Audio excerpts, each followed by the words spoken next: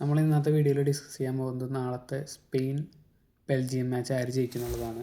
Overall ഈ world കപ്പിൽ Spain നല്ല രീതിയിലാണ് കളിച്ചത്.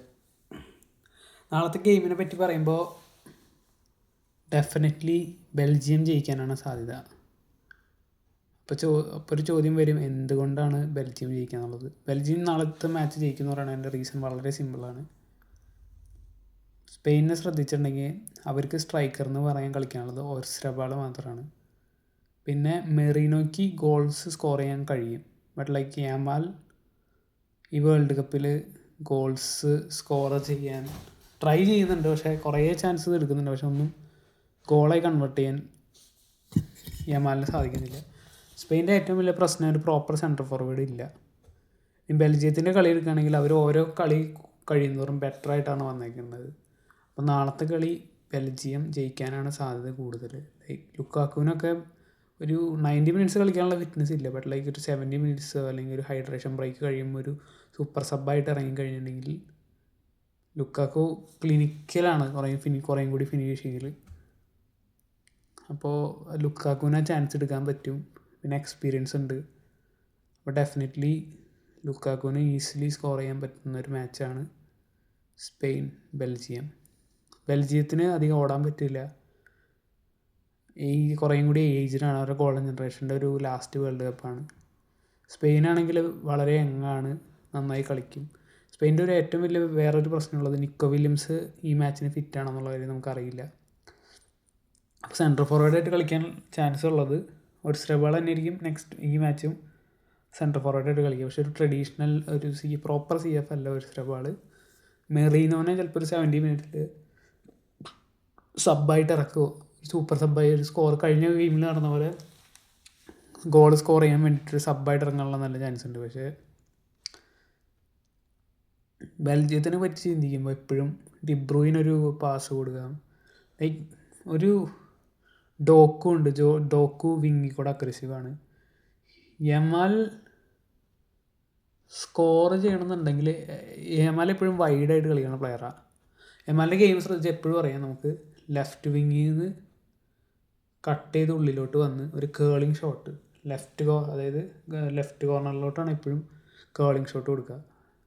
അതായത് റൈറ്റ് സൈഡിൽ നിന്ന് ഇൻവേർഡ് വന്ന് ഒരു കേളിങ് ഷോട്ട് ലെഫ്റ്റിലോട്ട്, ഇത് സ്ഥിരം കൊടുക്കുന്ന പരിപാടിയാണ്. അപ്പോൾ യമാൽ വരുമ്പോൾ ഒരു ഓവറോൾ എക്സ്പെക്റ്റേഷൻ ആ ഒരു ഷോട്ട് വരും എന്നുള്ളതാണ്. അപ്പോൾ യമാലിനെ നന്നായിട്ട് പ്രഷർ ചെയ്ത് കഴിഞ്ഞിട്ടുണ്ടെങ്കിൽ വേറെ ഒരു ചാൻസ് ക്രിയേറ്റ് ചെയ്യുന്നൊരു പ്ലെയർ സ്പെയിനുണ്ടോ?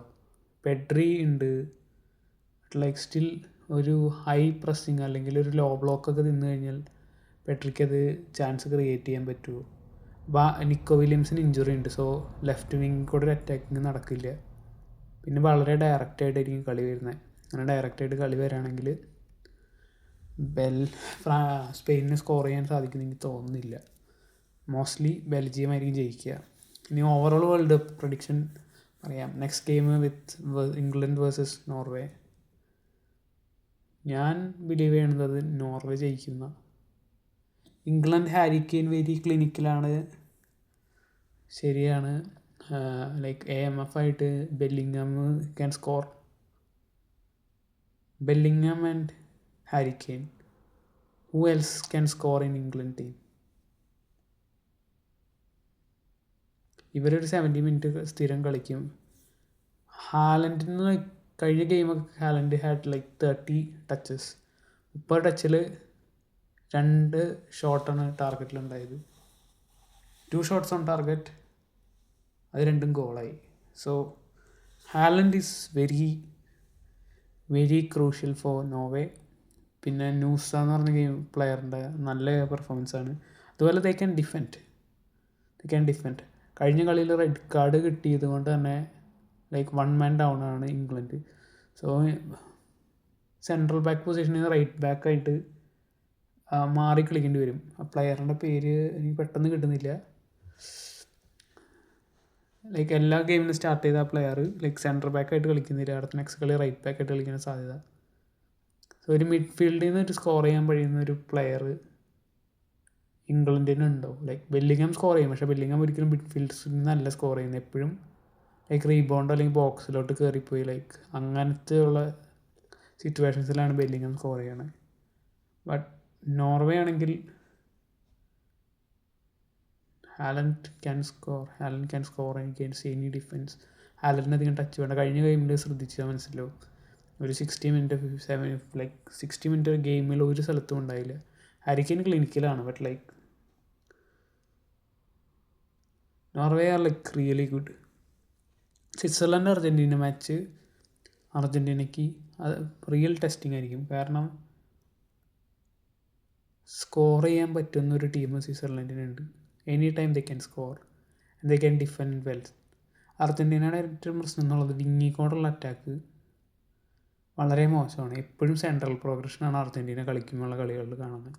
വിങ്ങിക്കോട് അറ്റാക്കില്ല. Messi is the man making difference in the game. Without Messi Argentina is just a normal team. ഈ വേൾഡ് കപ്പ് ഏറ്റവും ജയിക്കാൻ സാധ്യതയുള്ള ടീം ഫ്രാൻസാണ്. France has the best attack, best midfield, best defence. And ശ്രദ്ധിക്കേണ്ട കാര്യം, ഇത്രയും നല്ല അറ്റാക്കിങ് ഗെയിം ഉണ്ടെങ്കിൽ പോലും the goals they are conceding, they are not conceding any goals, and they have comfortably won every match in normal time. Extra ടൈമിൽ പോലും അല്ല മിക്ക ഗെയിംസും ജയിച്ചേക്കണേ. അതും അവർ കളിക്കുന്നത് ഭയങ്കര കംഫർട്ടബിളായിട്ട്, ലൈക്ക് എൻജോയ് ചെയ്ത് വളരെ പീസ്ഫുള്ളായിട്ട് കളിക്കുന്നത്.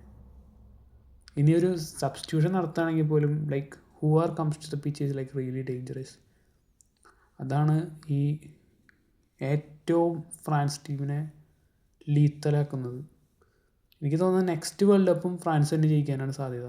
കാരണം ലൈക്ക് എക്കറ്റിക്കൊന്നും സ്റ്റാർട്ട് പോലും ചെയ്തിട്ടില്ല ഫ്രാൻസിന് വേണ്ടി. കൊലോമനി ടീമിൽ പോലും ഇല്ല. So it's like there's like even young players coming up, and still there is Mbappe, Olise would be there, Dembele would be there. So it's like all the superstar players would be still there, and they also have a talent pool of young players coming forward to play in the World Cup. പിന്നെ എംബാപ്പേനൊക്കെയുള്ള difference എന്ന് പറഞ്ഞാൽ Real മാഡ്രിഡിൽ കളിക്കുന്ന Mbappe അല്ല world cup version of Mbappe.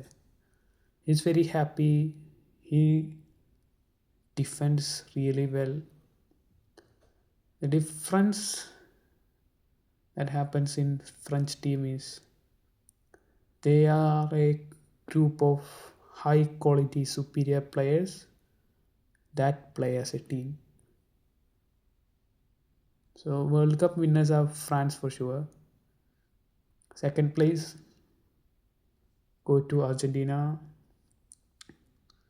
Third place I think would be Norway.